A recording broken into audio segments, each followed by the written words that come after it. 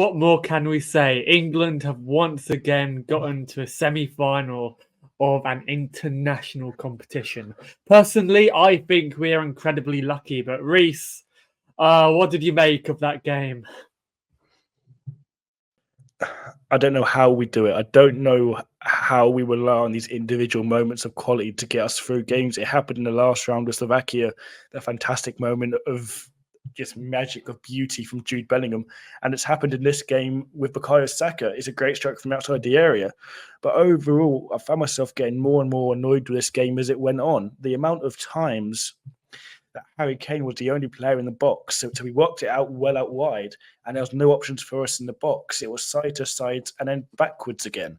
To watch this England side is so frustrating. Put the game to one side. The penalty shootout was fantastic, though, wasn't it? 5 perfect penalties. Yeah, and we'll talk about the penalties in more detail later on. But coming into the game, we only made one change into the starting lineup, which was Concert at the back, as was expected. Kobbie Mainoo came in, was once again, in the starting lineup, which I think surprised quite a few people. So what did you think of our starting lineup coming into the game? The starting lineup was probably what we expected, sort of name-wise. But the thing that got me was I couldn't quite work out the formation. I couldn't tell until the game kicked off whether we were playing with wing backs or whether we weren't. Because on paper, if we're set up to play wing backs, then you have to start Trent Alexander-Arnold. He's probably the best wing back in world football. So I look through those 11 players and I'm thinking, right, it's probably going to be a back four. Kyle Walker wrongly is going to be playing at left back. You'd have Konsa and Stones in the middle with Trippier at right back. And that was the way that I first sort of inherited the lineup. That's the way I first saw it. And it doesn't make sense with Southgate. I don't understand what's going on. You've got at your disposal players in these positions that can shine, that are world class. I've ranted enough about Bellingham out of position and Foden out of position. But we've got the best wing back in world football. He doesn't get into a back five where he's going to shine. That doesn't make sense to me. And I know that people have rightly probably criticised Harry Kane this tournament for dropping back too deep. The way I see it, I would have gone into this game in a more attacking mindset. I would have gone something similar to a 4-4-2 sort of diamond in the middle to put Kane up front with Ivan Toney. I think as a partnership, that could work really, really well because Toney can do your running and Kane can be focused on being in the penalty area, poaching those goals, which is what he does really, really well. Kobbie Mainoo is another little question mark I did have. Personally, as I said before, I'd like to see Conor Gallagher start in that central midfield role. I think he's more aggressive in his tackling. But a player I want to give credit to because he's gone under the radar, I think, this tournament, is Jordan Pickford. Okay, he didn't make world-class save after world-class save tonight, but the saves he did make, especially during the extra time period, got us to penalties in the first place. Yeah, and look, I think Kobbie Mainoo is a brilliant young player. He's a young player who has the world at his feet. But, he hasn't got anybody to really protect him in midfield. And, I don't think Gallagher is necessarily the player to protect him in midfield, to kind of give him the roam to go out and do what he does. The problem that I have, again, is that Gareth Southgate, he has all of these world-class players, and if you listen to the BBC and how they literally suck off Gareth Southgate for the way he lined up the team today, then you would have thought that we were playing world-class football, tiki-taka football, Jurgen Klopp style of football, simply by listening to them. But no, we were so incredibly boring, and this is where my rant starts. And as soon as I get ranting, I explode. Because we are through to yet another semi-final, which is absolutely brilliant. I can't criticise that. But with the lineup that we had today and the players that we had on the pitch as well, we played the most abysmal football possible. It wasn't until the 50th minute that we had our first shot on target. The first shot on target actually came from Turkey. Not Turkey, came from, I'm ranting so hard that my brain is literally leaking out of my ears, Switzerland. There you go. I'll keep that in. So Switzerland had their first shot on target in the 50th minute because, like they weren't playing well themselves. They weren't necessarily playing brilliant football as well. And the fact that, and something that absolutely baffled me when I was listening to the commentary on TV, was the fact that in the second half, the commentators were once again kind of like waxing lyrical about how we were going and how we were performing. And they were saying that we actually played really well in the second half. They were saying we were going for the game.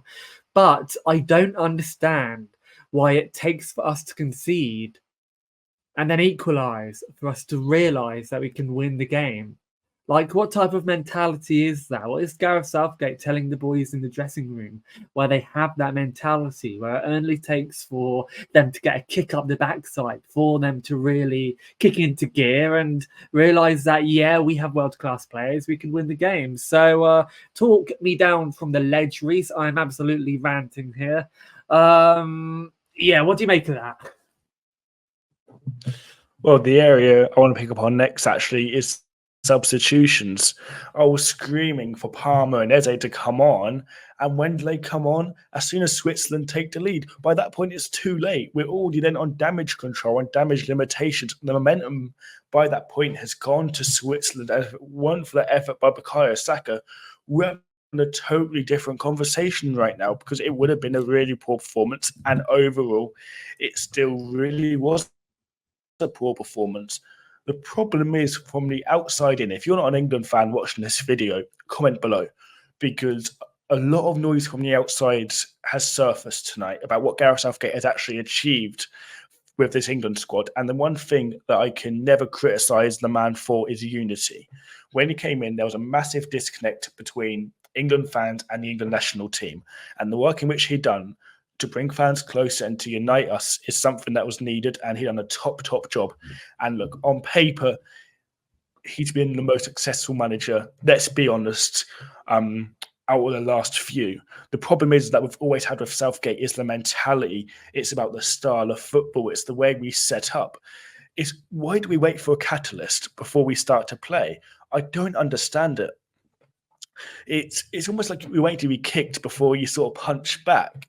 If we went into this game tonight and went for it, then it shows a different sort of strength. It shows a different characteristic. The problem is we're so predictable. We know how we're going to play. I called this when we'd done our preview show for tonight's game. I mean, as we're currently sitting recording this right now, Turkey are 1-0 up against Netherlands. We can predict exactly the lineup against Turkey. We can predict exactly how the game's going to go, and nothing's going to change. Why can't we chuck a spanner in the works? Why can't we do a 4-4-2 diamond? Why can't we do a 3 at the back with Trent in his natural wing-back position, move Bellingham back into the number 8? I mean, even tonight, trying to operate with Foden and Bellingham both at number 10s, it meant we had no vocal point, because Kane was the only man in the box. And when we did work it out wide very well to the likes of Eze and Palmer, they were looking up, and shock horror, there's no one in the box, because after Kane, who's on that pitch going to win a header? And thankfully, look, in the end, it doesn't matter what I'm about to say. We've won the penalty shootout, but we went into that penalty shootout with Harry Kane and Phil Foden being substituted. Them, for me, are the first two names on my penalty my penalty list to take one. Harry Kane, England record top goal scorer, and Phil Foden is more than capable of scoring a penalty. So what we're substituting those two players, unless they could not walk, is ridiculous. It goes that Southgate really hasn't got an idea here. And I agree. The substitutions are absolutely baffling. Not to have Kane and Bellingham on the pitch during the penalties was absolutely criminal, in my opinion. So, I don't know why he did that. But another point that you brought up is that we could be playing. And again, we're recording this whilst the game is going on. So the Netherlands could easily go and win the game. Yeah, so but I think it's worth mentioning that we could be incredibly lucky if we do get Turkey in the next stage, because we've only really played, and this is with all due respect, teams who aren't necessarily on paper on our level. And, like, if that doesn't scream a lucky draw, then I don't know what does. But yeah, I mean, the substitutions absolutely baffled me. And personally, I thought, like, Southgate didn't make any decent ones at all. But let's talk about the goals a minute, because Switzerland, they went in front, and with 10 minutes to go, we were 1-0 down. It wasn't until Bukayo Saka scored his first goal of the tournament that we really seemed to wake up. But it was a brilliant goal from Bukayo Saka, though, wasn't it, Reese? It was, and you take nothing away from that for all game, especially that first half. Because Saka was our outlet. He was the only person on the pitch actually trying to take a man on, trying to make anything happen. He was the one player, especially first half, that came out with any sort of credit. He really impressed me. The problem is that we relied heavily upon him. It's almost as if we knew, right, he's our outball, and everything else in the team sort of disrupted and got broken up because we tried to rely on him too heavily. And the goal, look, it was a moment of beauty. It really was. Similar to Jude Bellingham against Slovakia. Big players score at big times, and both of those have done that. But the thing I want to give Saka the most credit for is mentality. Let's not forget, on this day, I think it was actually on this day, or maybe a couple of days difference, Bukayo Saka missed that penalty. And I'm not going to bring up all the past horrors. I'll just leave it at that. He missed that penalty. Tonight, he's gone and scored a penalty on the same side of the goal to which he missed. That takes an incredible amount of mental strength and mental achievement to actually go and do that. And for him to be such a young player and achieve that is something we've got to give credit for. And, again, I have to give Saka some credit because, like, he's a player who's been a real bright spark for us this season. He's created chances, he's cut inside really well. And look, things haven't necessarily gone his way so far, but you can see that he's trying to play his normal game. And, like, the goal that he scored today was absolutely brilliant. And the penalty as well, like, when he was stepping up to take the penalty, I have no doubt that the last Euros was playing on in his mind as well. But the one thing, and look, we are pessimistic when it comes to England. So many apologies about that. We could be waxing lyrical about how we've been playing, about how we're through to another semi-final. But the one thing that did annoy me was we were in added time. With 10 minutes to go of added time, Switzerland almost scored immediately, directly from a corner. But Jordan Pickford, who, in my opinion, should have been man of the match, he made an absolutely brilliant save. Xherdan Shaqiri, talking about good substitutions, by the way, Xherdan Shaqiri came on and he almost turned the game on for Switzerland. So I personally thought we were incredibly lucky not to concede in the last 10 minutes of added time. And again, like, we looked tired, and I think it's worth noting that, the likes of Jude Bellingham, some of the bigger players in the England squad, Saka as well, Harry Kane, they've played over 40 games so far this season. They've been in cup competition. They've been in the UEFA Champions League as well. They've been in the Bundesliga, Premier League as well. So they are tired. And I thought some of the bigger players during, and I know Kane and Bellingham were off by the time the Swiss were really bringing the game to us during the final 10 minutes of added time. But a lot of the other players looked really tired. So, like, I do wonder whether there is a debate, Reese, to be had on another podcast, or whether there should be added time in the Euros, because personally I don't think there should be. But I didn't like the way we were setting up in the final 10 minutes, sitting back once again, taking in all the pressure. And Reese, that isn't really the way we want football to be played, but is there an argument to be had that Southgate may be playing the right football? The answer I'm going to give is one word. It's no. You can't win tournaments playing the way in which we're playing. If you take 90 minutes of football and look at the whole European competition, we haven't scored over one goal in 90 minutes of football. We cannot finish teams off. And that's going to bite us in the semi-finals if we get Netherlands. That could even bite us if we get Turkey. They've been known to score late goals and push teams to the wire as well. And if we get through that and into the final, if we draw, I think the other semi-final is Spain against France. Correct me if I'm wrong. But in those games, you're going to need to, again, you cannot keep setting up at 0-0 defensively and waiting for a kick up the backside before you start playing football. That's not the way to go. And even extra time, playing for penalties is mind-boggling. If we go 1-0 down, let's say that corner goes in, we've then got about 5 minutes maximum to go and find an equaliser to force it to penalties. That mentality shift is one that is incredibly difficult to execute. Now, I know I can hear people screaming at me right now. The other argument is, oh yeah, but if you go for it and then you concede, you're going to go, oh, why did they go for it? I'd rather go for it in extra time. We all know what England's penalty record is like. Yes, okay, we've won a couple now in recent years, but penalties are a gamble. You've got to try to win a game of football, whether it's in the 90 minutes or whether it's in extra time. You have to keep going with that same mentality that you're going to win it. And in the wins breed a winning mentality. It breeds belief. It inspires confidence. But a point I do want to raise, and it's a point that isn't a question as such, it's more of a sort of statement to make. And it's this. Think about Spain and France in the other semi-final. Look at Germany before they got knocked out. Which teams have actually, in this European competition, actually stood out as favourites? I think all teams in the Euros have been quite poor. I know Germany were very good against Scotland, and then they sort of done a sort of fall off from that game.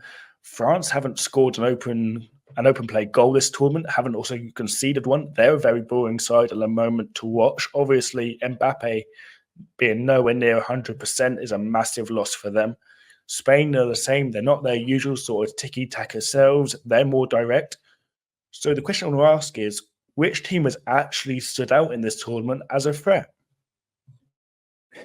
Germany, but they're out. I thought Germany were playing some brilliant football, but like any team can win a game in one game of football, which may be the most obvious cliche possible. But Germany were the only teams to really stand out. And like Turkey, they're doing a good job at the moment. But I genuinely think that if they really brought the game to us, they could beat us and get into the final, should they beat Holland today.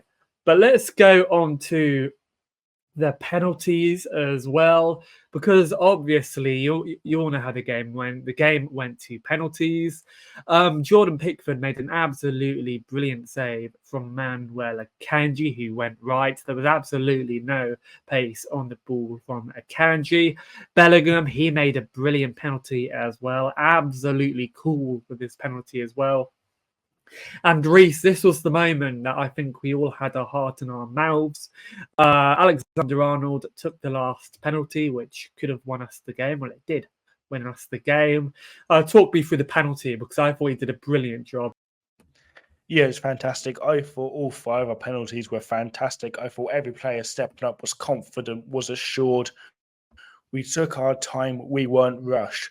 We sent the keeper the wrong way multiple times. But the penalty for me, obviously the Trent penalty stands out. It won us the game. He sent the keeper the wrong way. The penalty I actually want to highlight is the one from Ivan Toney. The fact he looks straight at the keeper into his eyes until he hits the ball and still finds the side netting of the net as well. The keeper went the right way as well. So he had to get it right in the corner of that net. And he ticked all those boxes, Ivan Toney. I thought that was a fantastic penalty. But also, what I want to quickly mention as well, what a mentality shift we've actually had under Southgate in penalty shootout. Perhaps that's a thing we haven't actually given Southgate credit for. This isn't the first penalty shootout we've won. We also won one in the World Cup against Colombia as well. Penalty shootout used to be the things that, as England fans, we'd fear. Games would go to penalties and we think, okay, that's a game lost.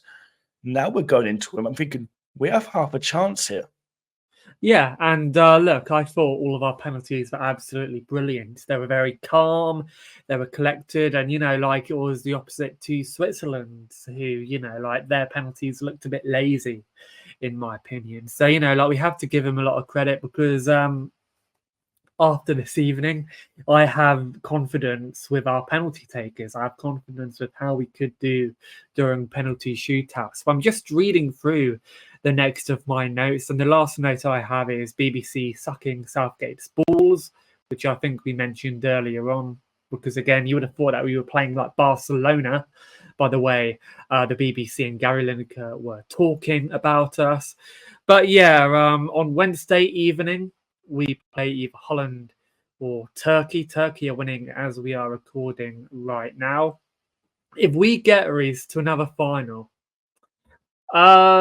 should our stance change on Gareth Southgate? Because, like if you look at things on paper, should we get to the final, we'd have done quite well. But still, I'm still not feeling that optimistic about Gareth Southgate.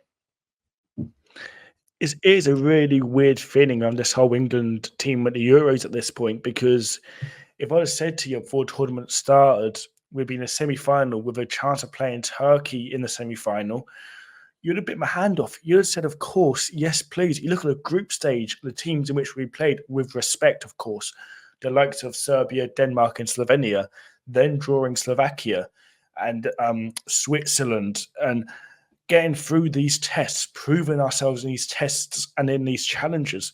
And we've not hit a France, a Spain, a Germany, a Portugal, even managing to avoid Austria as well, who looked very organised and very well drilled in this tournament earlier on. The problem is that we should now reach the final. The difficult thing will be is that the FA will now see this as a successful tournament, and therefore will be less inclined to sack Southgate. And now it's a weird thing to say, wanting your nation to fail at a tournament, but if Southgate was to get sacked after this Euros, we needed a stinker of a tournament. And now on the pitch, performances definitely fall into that category. There's no doubt it's stinking in terms of what we're playing on the pitch, but the reality is we're in the semi-final with a really good chance of progressing into the final. And in the final, we're going to draw one of two teams if we get there. We're going to draw either Spain or we're going to draw France. And now, let's be honest, no one, if we make the final, no one will be expecting us to win that game. So that game would be a free pass, quote unquote, for Southgate. He can go into that game. He can do exactly what he wants. He could do 4-4-2. He could play three at the back and put all three strikers on. But guess what? He won't. He'll set up, put that back five he played tonight, and go defensive.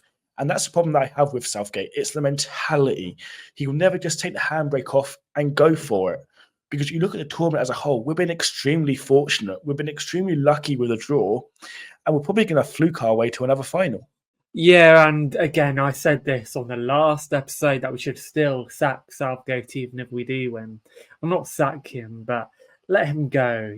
Say, thank you, Southgate. Well done for what you did, but we're going to try it with somebody else now. But yeah, I just think we've been lucky, really. We've played very bad football. I reckon we've already been found out.